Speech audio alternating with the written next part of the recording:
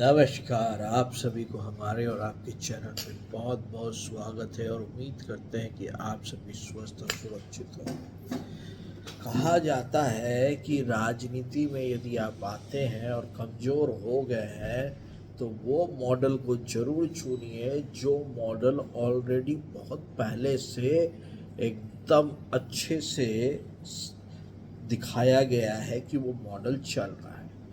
क्योंकि जिस तरह से यूपी की पॉलिटिक्स के अराउंड में देश की पॉलिटिक्स चलती है और उसके बाद वो स्पिल ओवर हो के बिहार में आती है, तो उससे ये साफ दिख रहा है आजकल कि क्या पॉलिटिक्स में चल रहा है। और इसीलिए ये वीडियो देखना भाइयों और बहनों आप सभी के लिए बहुत ज़रूरी है, क्योंकि मैंने बहुत समझ के ये थंबनेल बनाया है कि आखिर क्या कारण है कि सबके सब बहन मायावती के पीछे हाथ धोकर पड़े हुए हैं। भले ही कुछ पा रहे हैं या नहीं पा रहे हैं, लेकिन पड़े हुए जरूर है और इसको आप भी मानते हैं। और इसका सबसे बड़ा उदाहरण जो था कि अचानक से 55 साल के बाद 60 साल के बाद राहुल गांधी जी को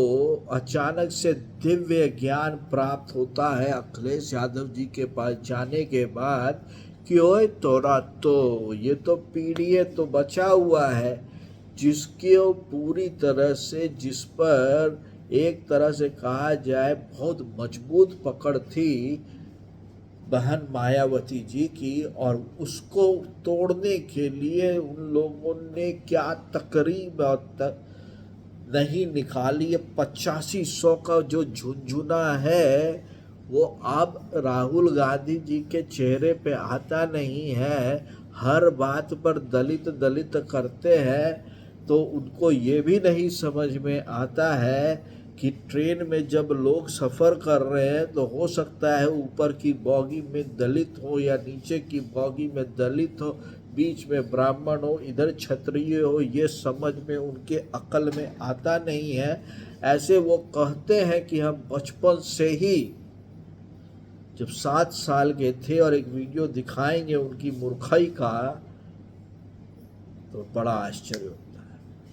तो बात करते हैं बहन मायावती जी की, जो अभी जब से 18वीं लोकसभा चुनाव शुरू हुआ है तब से वो उस तरह के एक राजनीतिक परिप्रेक्ष्य में अपनी पार्टी को पा रही हैं और लड़ाई लड़ रही हैं, जिसमें हर एक कोई बहुजन समाज का वोट चाहता है। इसीलिए नहीं कि उसको बहुजन समाज से प्यार है, इसीलिए क्योंकि बहन मायावती जी का जो वोट शेयर था वो बहुत ही अच्छा था यूपी में, और खासकर पूरे देश में उनके जो डिफरेंट यूनिट्स हैं वो बहुत अच्छा कर रहे थे। तो इनका बस एक ही उद्देश्य था, जिसमें हमारे बड़े माननीय अखिलेश यादव जी को ले लीजिए या नहीं तो राहुल गांधी जी को ले लीजिए, ये सब किसी भी दिन ना सुबह उठ के घंटी बजाते हैं और बाहर जाके घंटी को गाली देते हैं,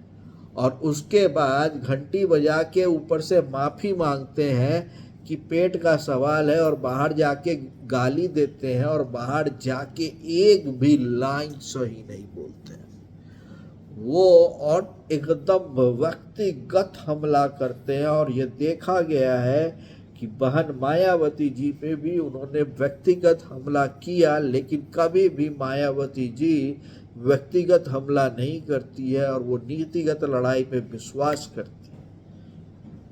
और यही कारण है कि चंद्रशेखर आजाद जी को भी एक अजीब सा एक रात ये आया कि हम तो अब एमपी बन गए हैं, तो अब तो पूरा बहुजन समाज जो है हमारे पीछे लामबंद हो जाएगा। लेकिन उनको शायद ये अंदाज़ा नहीं था कि हाथी हाथी होता है और उसको झुकाना बहुत मुश्किल होता है, और बीएसपी का जो चुनाव चिन्ह है हाथी है, उसको झुकाना नामुमकिन है। और यह सारे नेता जो उनके पीछे पड़े हुए थे, अब सबके चेहरे पे पसीने दिखने लग गए हैं, क्योंकि उन्होंने मायावती जी के अहम को ललकारा और उन्होंने जिस तरह से अपनी पार्टी में नई तरंग लाने के लिए ऊपर से नीचे छटाई कार्यक्रम चालू रखा है, यह इसमें कोई शक नहीं होगा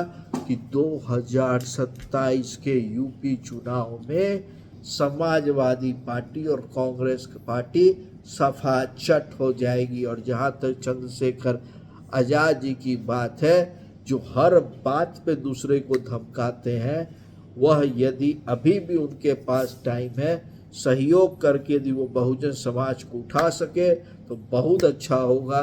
लेकिन उनको यदि वो ये सोचेंगे कि हम 20 सीट और 25 सीट यूपी के इलेक्शन में ले ले, ये उनके लिए एक सपने देखने जैसा होगा। आप सभी को क्या कहना है जरूर बताएं। इस चैनल को जरूर लाइक करें, शेयर करें, सब्सक्राइब करें।